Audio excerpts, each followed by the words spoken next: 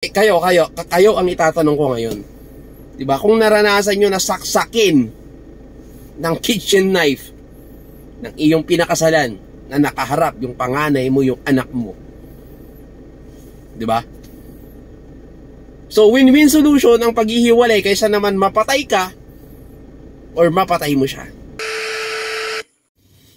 Magandang hapon mga kapatid, ang pag-uusapan natin for today's video, ito yung tinatawag nilang annulment or divorce. Makikiusap lang sana, no, Mr. Senator, Mr. Congressman, na baka naman po pwede nating mapag-usapan, ma-priority itong divorce bill or revise ng ating tinatawag na annulment law.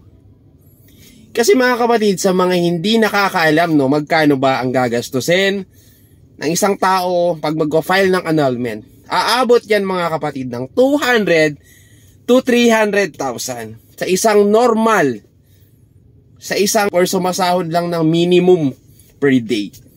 Tingin nyo po, makakapag-file ng annulment? Hindi. Mga sir, madam, napakahirap na po ang pinagdaanan ng isang katulad ko na hiwalay sa binuong pamilya. Grabing trauma na yung naranasan namin, naranasan ng mga anak ko. Pero hindi namin kagustuhan na magkaroon ng isang broken family. Ito lang po yung natitirang sa tingin namin ay tama na ikakatahimik ng aming kanya-kanyang buhay. Sana po mapag-usapan na yung divorce law tsaka revisions po. Napakadami na pong napag-uusapang mga issues. Please lang, pag-usapan nyo naman or bigyan nyo naman ng panahon, upuan nyo naman yung divorce law or pag-revise ng annulment law. Ang hirap Alam mo yung wala kang kasiyahan, wala kang peace of mind. Bakit? Kasi anytime pwede kang kasuhan ng ex mo. Diba? Nananahimik yan ngayon, pero pwede kang kasuhan yan anytime. Nasa kanya ang karapatan. Diba? Paano pag tinopak yan, kinasuhan ka? Hindi kulong kayo pareho, di ba? Paano pag ako rin tinopak, kinasuhan ko siya? Di ba ang hirap Ang hirap maging masaya. Kaya sana man lang bigyan ng chance.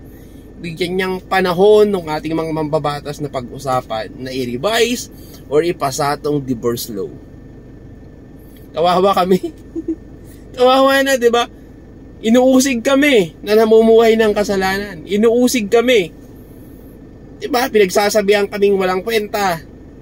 Sinasabihan kami ng kung ano-anong masasakit na salita dahil hiwalay. Kesyo hindi pinagana yung utak, kesyo ob-ob. Pero hindi nyo alam kung anong pinagdaanan namin, kung ano yung mga ginawa namin. Hindi naman namin nahahayaan sana Kaso kung darating yung point na sinaksak ka na sa harap ng anak mo, sabog ang puso mo, sabog ang utak mo. Dumating na rin yung point na gusto mo na rin siyang diba? Anong better ways? Iwalay na lang. Kahit ayaw sana namin. So yun lang po, sana magawa ng paraan.